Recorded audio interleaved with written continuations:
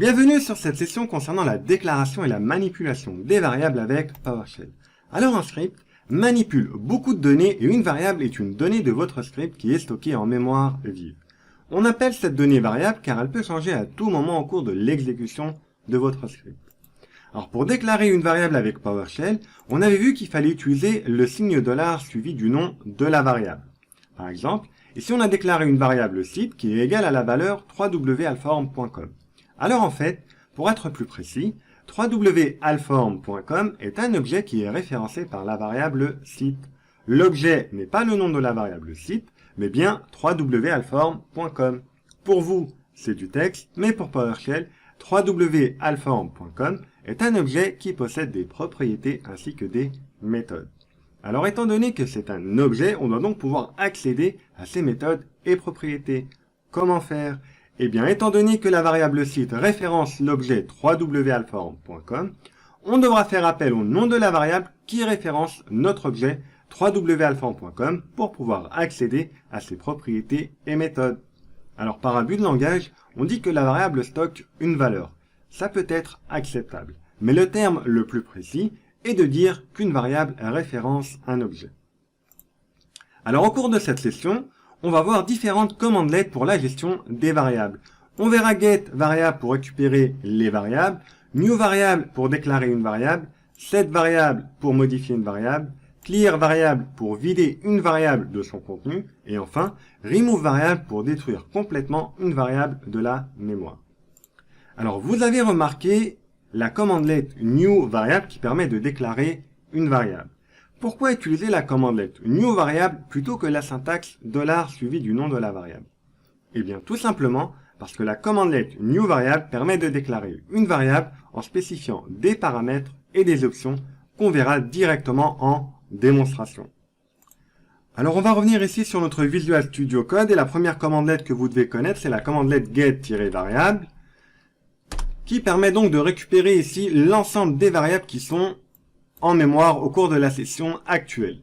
Donc j'exécute ici, et là vous voyez qu'on a ici donc toutes les variables ainsi que leurs valeurs.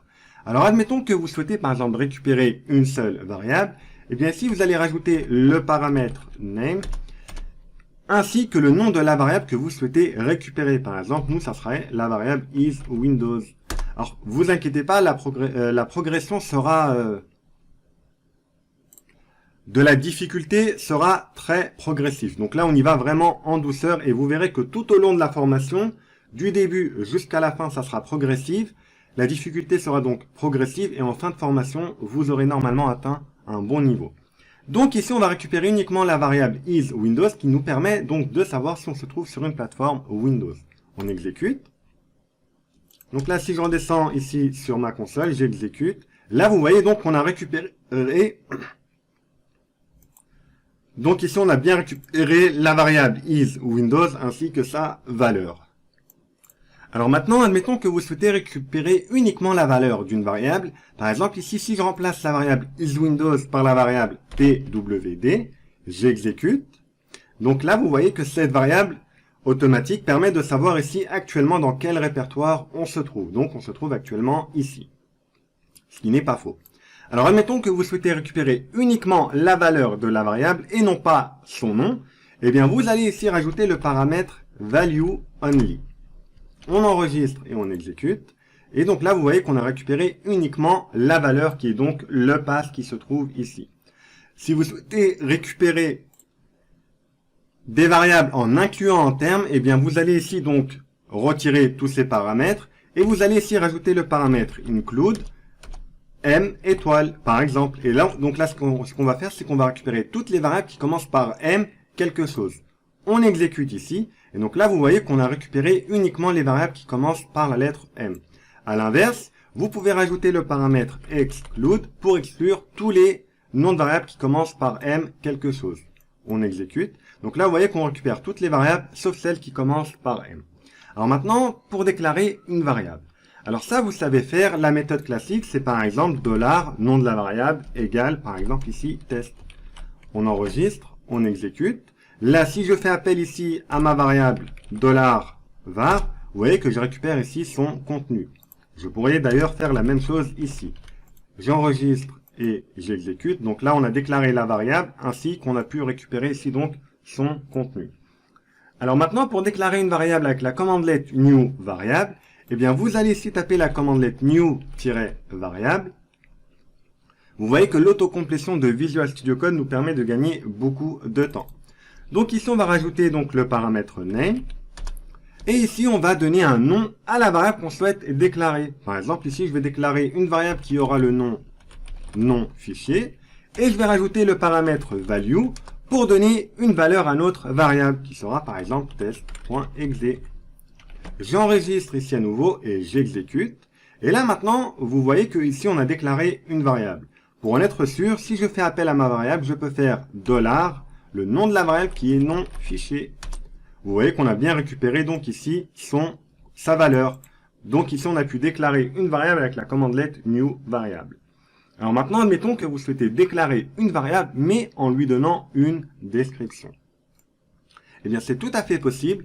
Vous allez retaper ici la commandelette new-variable. Vous allez rajouter le paramètre name pour donner un nom à votre variable. Par exemple, ici, ça sera chemin dossier. Vous allez donc rajouter le paramètre value pour donner une valeur à votre variable, qui sera par exemple, dans notre cas, c'est Windows. Et ici, ensuite, vous allez rajouter le paramètre description qui va vous permettre de donner tout simplement une description à votre variable. Ici, on va tout simplement écrire ceci est un test de déclaration de variable. Donc là, c'est vraiment visuel, ça permet à vous d'avoir une indication rapide sur l'utilité de cette variable. Ici, on va enregistrer et on va exécuter de nouveau. Et là maintenant, si je fais un get ici variable, le paramètre name, et ici, donc, on avait donné un nom qui est donc chemin dossier. Donc là, je vous montre les différentes techniques pour récupérer et pour déclarer. Voilà, donc là, vous voyez qu'on a bien déclaré notre variable chemin dossier, et on lui a bien donné ici cette valeur. Donc alors maintenant, admettons que vous souhaitez déclarer une variable, mais uniquement en lecture seule, c'est-à-dire une variable qui soit déclarée, mais qui ne soit pas possible de la modifier par erreur. Alors, vous allez ici, donc, tout simplement écrire à nouveau la commandelette new variable. Vous allez rajouter le paramètre name donc pour donner un nom à votre variable qui sera chemin dossier 2 parce que j'ai déjà une variable qui s'appelle donc chemin dossier.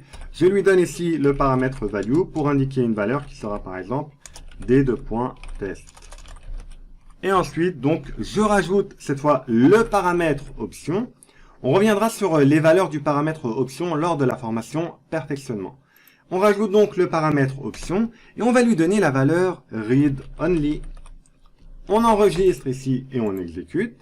Et là, on vient de déclarer une variable chemin dossier 2 qui a pour valeur d2.test et qui est donc uniquement en lecture seule.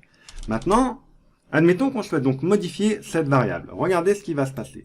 Donc ici, je fais un $ chemin dossier 2 égale à test. J'enregistre et j'exécute uniquement la sélection puisque si notre variable est déjà déclarée, j'exécute.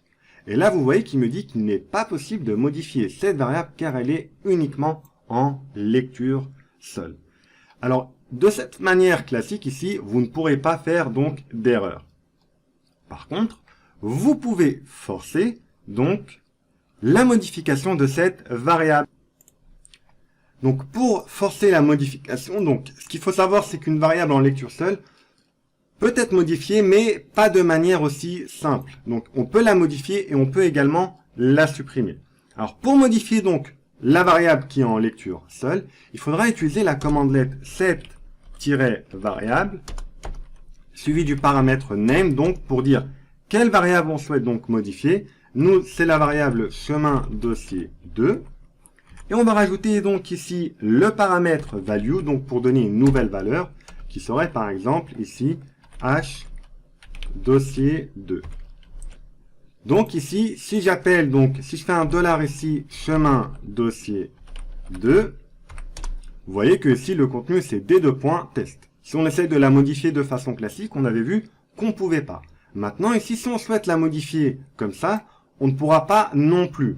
Pour forcer donc la modification, il faudra utiliser cette commandelette ainsi que ses paramètres Et vous allez devoir ici rajouter le paramètre force. Vous voyez que là, on limite grandement la marge d'erreur. On rajoute ici le paramètre force. On exécute ici la sélection.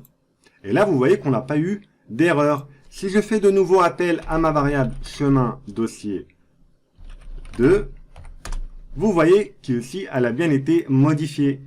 Si ici on retire le paramètre force, vous aurez une erreur. Il faudra donc systématiquement rajouter le paramètre force pour pouvoir forcer la modification d'une variable en lecture seule. Alors maintenant, admettons que vous souhaitez effacer uniquement le contenu d'une variable. Eh bien, tout simplement, il faudra utiliser la commande-let, ici donc clear-variable. Par exemple, ici, on va supprimer le contenu de chemin dossier. Vous voyez que le contenu de cette variable chemin dossier est c2.windows. Pour supprimer son contenu, alors par contre, ce qu'il faut savoir, c'est que clear variable ne va pas détruire la variable, mais va uniquement effacer son contenu. Donc ici, on va rajouter le paramètre name pour indiquer la variable qu'on souhaite donc effacer son contenu. Donc on a dit que c'était la variable chemin dossier. Ici donc, on va enregistrer, on va exécuter la sélection.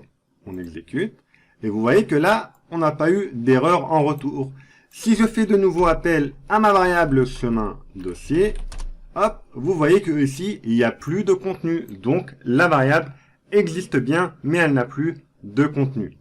D'ailleurs, si je fais ici, maintenant la commande-let remove